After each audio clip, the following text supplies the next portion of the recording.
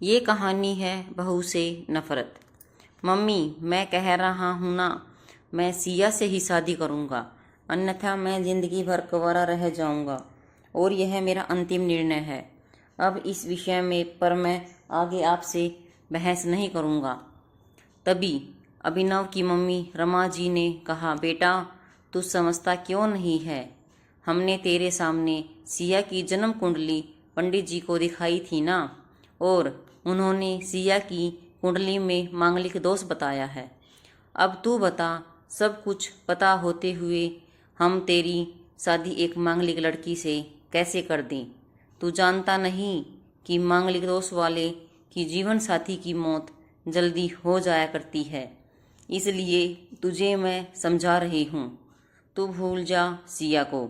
रमा जी ने अभिनव को बहुत समझाया, पर अभिनव का कहना था कि जब मैंने सिया से प्यार किया था तब मैंने उसके साथ प्यार करते हुए जन्म कुंडली का मिलान नहीं किया था, ना ही मैं इन मिलानों को मानता हूँ। इसलिए अब बस मैं शादी करूँगा तो सिर्फ सिया से, और यह मेरा आखिरी फैसला है। आखिर रमा जी को अपने बेटे की जिद के आगे झुकना पड़ा और पंडित जी के द्वारा बताए गए अनुसार सिया के मंगल दोष को दूर करने के लिए अभिनव के साथ शादी करने से पहले सिया की शादी एक पेड़ के साथ करवाई गई, और उसके बाद सिया ने अभिनव से शादी करी। सिया दुल्हन बनकर अभिनव के घर आई, पर रमा जी को सिया का मांगलिक होना अभी भी खटक रहा था और रमा जी उसे दिल से नहीं अपना रही थी, और घर में कुछ भी परेशानी आती तो उसका दोष सिया को ही दिया जाता। लेकिन सिया पढ़ी लिखी संस्कारी लड़की थी और वह अपनी सासू माँ से मिले इन बेवजह आरोपों को दिल से नहीं लगाती थी, और ऐसे ही ससुराल में उसके दिन कट रहे थे। एक दिन अभिनव ऑफिस से जल्दी घर आ जाता है। तब रमा जी ने उससे पूछा, बेटा आप आज जल्दी कैसे आ गया?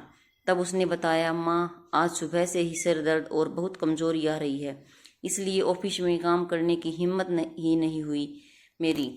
तब रमा जी ने कहा, चल बेटा जल्दी जल्दी कर, डॉक्टर के पास चलना चाहिए। तब अभिनव और रमा जी डॉक्टर को दिखाने गए। डॉक्टर को दिखाने के बाद मालूम पड़ा कि अभिनव को पीलिया हो गया है, और दोनों जैसे ही घर लौटे रमा जी ने घर को सिर पर उठा लिया और कहने लगी, जब से यह लड़की हमारे घर में आई है तब से यह हमारे घर में परेशानी और बीमारियां भी साथ लेकर आई है। इसके कदम ही अशुभ हैं। अब देखो, इस मांगलिक दोष हमारे बेटे पर भी असर करने लग गया है। कल को अगर मेरे बेटे को कुछ हो गया तो कौन जिम्मेदार होगा? तब सिया ने कहा, मम्मी जी प्लीज, जो और कितना नीचा दिखाएंगे मुझे? आज तक मैं चुप रही क्योंकि पापा ने यही सिखाया था कि बड़ों के आगे ससुराल में जवाब मत देना, पर आज तो हद ही कर दी है।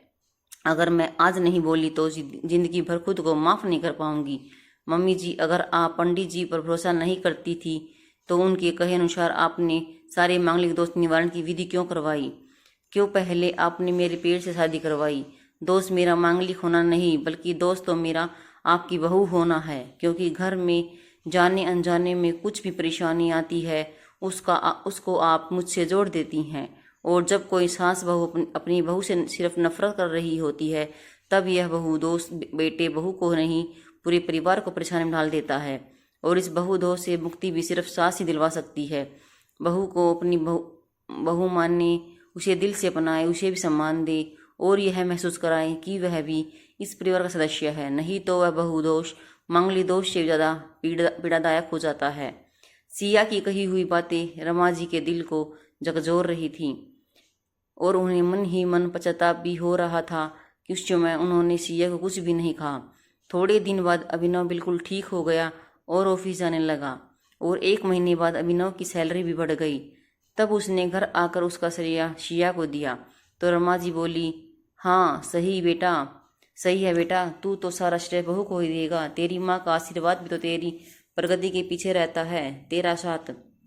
तू तो मुझे श्रेय देना भूल ही गया है। तब अभिनव ने कहा, माँ इस बार सिया का मांगलिक दोष मुझ पर और न ही मेरी तरक्की पर नहीं लगा, और माँ जब हम बुरी परेशानियों का श्रेय सिया को देते हैं तो अच्छे कामों का श्रेय भी हम सिया को ही देना चाहिए, तो इसलिए आज का सारा सिया को जाता है। अभिनव ने हंसते हुए कहा। तब सिया बोली, अभिनव, तो क्या तुम भी मुझे ऐसे समझते हो? अभिनव ने कहा, नहीं शिया, बिल्कुल नहीं, बल्कि मैं तो माँ को यह समझाना चाह रहा हूँ कि सुख दुख हमारे जीवन का हिस्सा है और कभी जीवन में खुशियाँ आती हैं तो कभी गम आते हैं। इसके लिए हमें परिवार के सदस्य या अपनी बहू को दोष देना उचित नहीं है। तभी रमा जी बोली, बेटा सही कह रहा है तू, और तेरी तरक्की ही बहुत है। मुझे इस झूठे दोष से बाहर निकलने के लिए आज मैं यह कसम लेती हूँ कि आज के बाद मैं सिया को किसी भी बात का दोष नहीं दूंगी। यह सुनकर सिया आज बहुत खुश थी, क्योंकि आज उसको उसकी सास ने मांगलिक दोष के साथ साथ बहु दोषों से भी मुक्ति दे दी थी। दोस्तों, हमें कभी भी इस विषय दोस्त के चक्कर में पड़ के अपनी बहू से नफरत नहीं करनी चाहिए। बहू तो घर की लक्ष्मी होती है। आपको हमारी वीडियो अच्छी लगी हो तो वीडियो को लाइक, शेयर, सब्सक्राइब जरूर करें। Thanks for watching. धन्यवाद।